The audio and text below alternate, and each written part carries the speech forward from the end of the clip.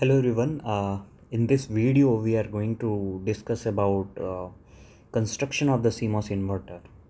So we all know how a CMOS inverter looks like.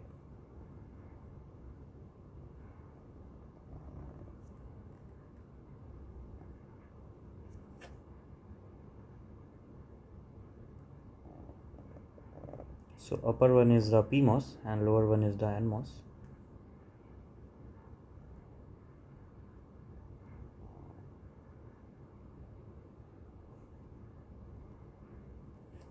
So here I am applying my V in voltage,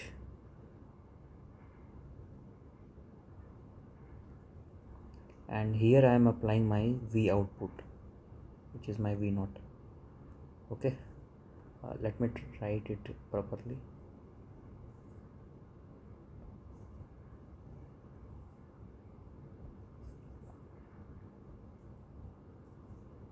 So this is my VDD, this is my ground.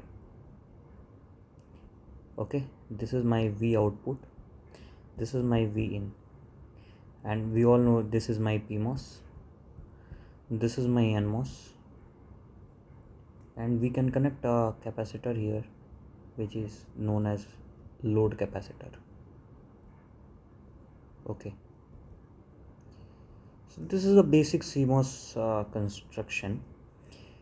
Now the interviewer asked the question generally like what will happen if we interchange this, and what the circuit would become. Then you simply say it will be buffer. Okay, that's good. That is also a topic of discussion, but main motive of this video is to clear the concept like why PMOS is used in the upper portion, why NMOS is used in the lower portion. So basically this is representing PUN. So PUN means pull up network. Okay, and this is acting as a PDN. PDN means pull down network. Okay, so we draw a circuit like this also. So for CMOS we usually draw a circuit like this also, like this is PUN and this is connected to PDN, and this is my V out, this is giving I'm V in, this is my VDD, and this is my ground. So we used to draw circuit like this also. So here PUN means we are using PMOS. Okay, and PDN is NMOS. So ultimately we are coming to this point, and now I will ask a question like this, ki why, the question is why NMOS is used as PDN, which is pull down network. Okay, this would be my first question, and second question will be, yeah, you guessed correctly, why PMOS is used as PUN, which is pull up network. What is the idea behind it? Because we can we interchange them, what will happen then? But direct going to the result like buffer, we should first understand like why we don't, if we want my functionality, like my V in should be the opposite of the V out. Okay, if my I'm applying input like this, so my V output should be like this. So basically this is inverting, and this is the main purpose of my inverter. So for inverter, why NMOS should be considered as a pull down network and why PMOS should be considered as a pull up network. So I hope till here I am clear why I am making this video, and what is the purpose behind it. Okay, because without understanding the question we cannot get the solution. Okay, so first we should understand the problem, then we should proceed for the solution. So for proceeding with the solution, let's make a diagram considering NMOS.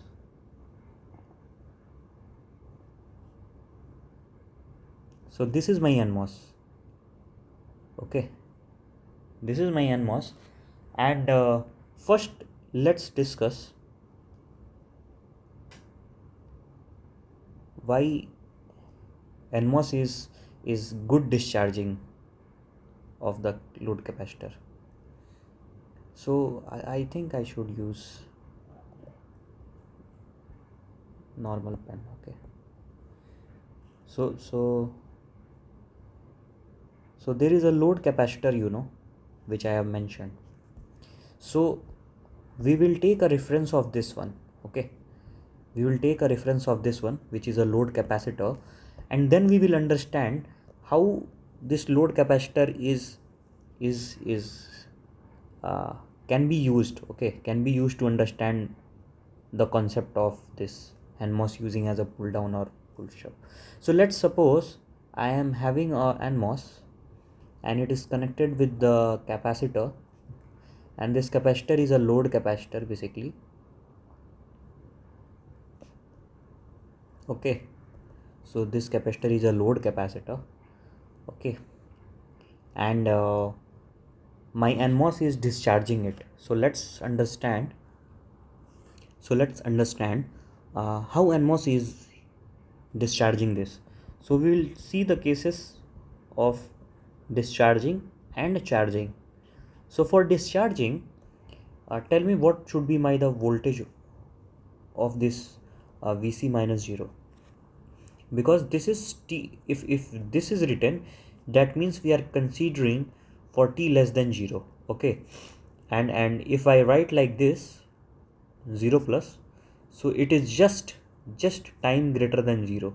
Okay, and for capacitor, for a finite current flowing, these both values are equal. Okay, because capacitor do not allow a sudden change in the voltage. Okay, and let's say it is equal to VDD. Okay, so its value is VDD. So my capacitor is initially fully charged, and now I am studying the case of discharging. Okay, now let's see how it going to behave. So this is my ground and this is my higher potential. Okay, this is the capacitor is connected and it's having a potential of VDD, so it means higher potential. This is my lower potential. Now what will happen? The current will flow from higher potential to low potential. Okay, fine. Now tell me the terminals. This is an interesting one. Tell me the terminals. This is my gate. Which one would be the gate? Which one would be the drain, and which one would be the source? So in the previous video, I already told you how to see the source and drain of the NMOS. So kindly refer this video, and then you can proceed with this. So this would be the drain, this would be the source. And for the gate, we will apply some instantaneous voltage so that it could be on. Okay, so I'm applying a voltage like this. So this is 0, this is VDD. So I am giving VDD at a gate so that my NMOS should be on. Okay, this is what? This is my t is equals to 0. So before t is equals to 0, no matter it was 0, but after t is equals to 0, I am applying VDD, so my NMOS is on, and yeah, I can so my NMOS can discharge this load capacitor. Now we will see whether it is fully discharging the capacitor or there is some portion or the voltage remain inside the capacitor. Because if there is something or some voltage reside in the capacitor, then we won't use NMOS. And if it is good discharging of the capacitor, then we will use as a pull down network. So this is the idea behind it. I hope this point would not be clear to you at this point of time. So just give some time to yourself and you will be able to understand the logic behind it. So I already told you what are the boundary conditions. Okay, boundary conditions for NMOS to be on. So that is VGS of T must be greater than Vt of n. Okay, and we know that Vt of n is plus 1 volt. Okay, and this we know, and assume like my VDD is 5 volt. So why I am taking these values? Because there would be some inequality, and in terms of variable would not be able to understand properly. So it will better to assume the values in numerical form. So VGS of T should be greater than VT of N, basically threshold voltage of N. Now first let us see what the value of VGS of T is. That is VG at any time T minus Vs at any time T. Okay, so VG at any time T, Vg at any time T would be what? So let's go to the gate voltage. So I already told you, like for T greater than 0, my gate applied voltage will be VDD always. So here I can write VDD. And for what source? So this is my source, and it is always connected to the ground, so its value will be 0. So my VGS of T value is coming to be VDD. Now tell me, what value of VDD I have assumed here? So if I write like this, VGS of T and VT of F of Nmos, that is N, then what would be the value? So here its value is 5 volt, here its value is 1 volt. So no doubt this inequality will hold, and this we know, and this inequality is the same as this, and for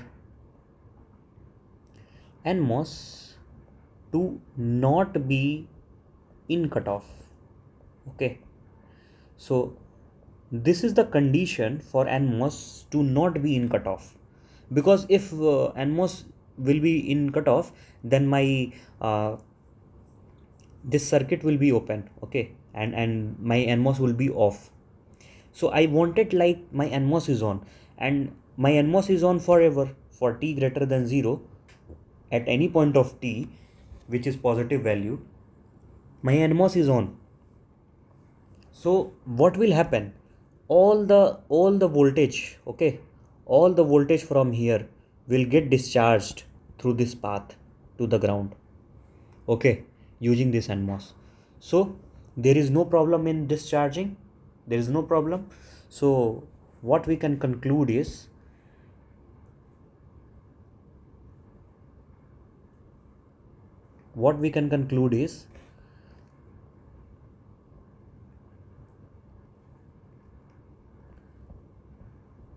load capacitor is fully discharged through Nmos. Okay, there is no problem, and there was a connection from rail to rail. So from rail to rail, what I am saying, from this VDD to this ground. Okay, from this VDD to that ground. So this I mean by rail to rail connection. So here we can write कि Nmos can be used as a for discharging the load capacitor.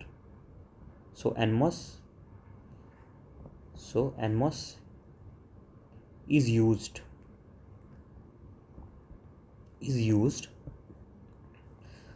for discharging the load capacitor. So we see that Nmos is a good discharger. Okay, now we will see whether Nmos is a good charger. That means, can it charge my capacitor up to VDD? Like it can discharge my capacitor from VDD to 0. Can it charge also from 0 to VDD? So let's see this case. Charging. Okay, charging. So let us make the circuit first.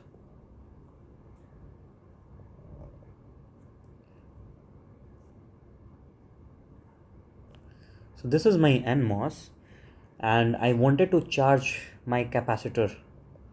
So I have applied a capacitor over here, and this is my same load capacitor. And I wanted my capacitor to be charged. So I am applying a VDD over here. This is my ground, and this is my gate. Again I am giving my voltage like this, which is an instantaneous voltage. Okay, so at t barabar 0, it suddenly goes up to the VDD, and it is remain on for all t greater than 0 value. So this means like my Nmos is on forever. Now what will happen? Let's see. So basically current will flow from higher potential to lower potential like this. Okay, so current will flow like this. So this will be the path of current to be flowing. And this flowing current will only start charging this capacitor, because capacitor is going to charge. So initially it is not having any voltage. Okay, and we know that for a finite current, my capacitor voltage will be like this. So this equation holds only for finite current. So as my current is finite, so this equality will remain hold, because capacitor doesn't allow a sudden change in the voltage. Now again we will go and see our boundary condition case. And what is that? VGS of t must be greater than VT of n. And this condition is for what? For Nmos not to be in cutoff. Fine. So let's calculate. Okay, let's calculate what will be the value of VGS. So value of VGS is nothing but VG of t minus VES of t. Can you tell me what is the value of VGS of t? So what is the value of VG of t? Its value will be VDD, because VDD is applied for t greater than 0. So its value will be VDD. Can you tell me what is the value of source? Okay, first we should know now what is drain, what is source. I already told you like how to see the drain and how to see that source. So please watch that video. After that you will be having no confusion how to take a drain and how to take a source in Nmos and PMOS basically. So Vs of t. So what will be the source voltage at time? So it and this capacitor, it's not like its value is 0 only. When the current starts flowing into it, its voltage will increase also. So let's represent like this, Vc of t. So my Vs of t is representing Vc of t. Okay, it's representing Vc of t. Now this is the value of my VGS of t, and for Nmos to not to be in cutoff, we must follow this inequality. So Vc of t must be greater than Vt of n. So again we know that Vt of n is 1 volt, and my VDD should be 5 volt. And let's analyze this, because if I explain with the help of this only equation, you might be confused. So let's suppose this is my 5, this is having some capacitor value, and Vtn is 1 volt. Fine. Now we will take some values of Vc of t. Okay, first let's take initially what is happening at 0. Okay, I'm making a table of Vc of t: 0, 1, 2, 4, and then 4.1. Okay, so for 0, 5 minus 0 greater than 1. Yeah, true. So Nmos will be working. Okay, it will not be in cutoff because my condition is getting satisfied. 5 minus 1, it will be 4 only. It's greater than 1. Yeah, so my Nmos will working. Okay, 5 minus 2. Now its value will be 3, and 3 is greater than 1. Yeah, obviously. So my NMOS will be working, it will be in cutoff. So when I take 4, or let's directly take 4.1. So 5 minus 4.1, and that value is greater than 1. So this is 0.9. Is 0.9 is greater than 1? No, absolutely no. So this condition is not following, and my NMOS will be in cutoff, because my inequality is not holding true. This inequality should be true, and when we are taking the value of VC like this, we are not able to make our NMOS work. So there is a problem in charging. Okay, I already told you the case of discharging, there was no problem, there was a connection from ground to ground. But in the case of the charging, we can see there is a problem. Okay, because there is some criteria, or there is some constraints. uh, if we crossing this limits, then we are like NMOS is not in cutoff. So what we can assume is, or what we can say, like, from this inequality is, uh, so if you observe this equation, you can say, like, VC of t is increasing slowly. Okay, my capacitor is slowly increasing, and VDD value is fixed, because VDD is charging this, current is flowing through this capacitor, VC of t is increasing. But if the difference of this should be greater than Vt of n, then NMOS is working. But if the difference of these both is not, then Vc of t value will be increasing, and if this condition is not satisfying, our NMOS will be in cutoff.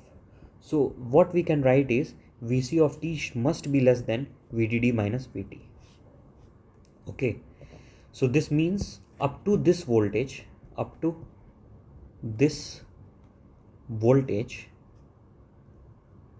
load capacitor can be charged. Load capacitor can be charged. So up to this voltage, load capacitor can be charged. Okay, it cannot be charged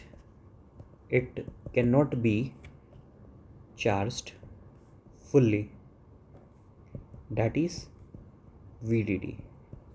It cannot be charged fully, like, okay, so it cannot be charged fully, VDD. Okay, something will be minus, and that something is my threshold, because this inequality should hold true for NMOS not to be in cutoff. Otherwise, just this condition process, my NMOS will acting as a switch, open switch, and there will be no path, so my capacitor is not getting fully charged. I know this is hard to digest if you are watching for the first time, but this is the interview questions which is basically asked. So this is the topic which interviewer like to uh, discuss with you. So I hope you have got the first question answer, and in the next video we are going to see the cases for PMOS. So then, till then, keep learning. I hope you have learned a lot from this, and thank you everyone, thank you.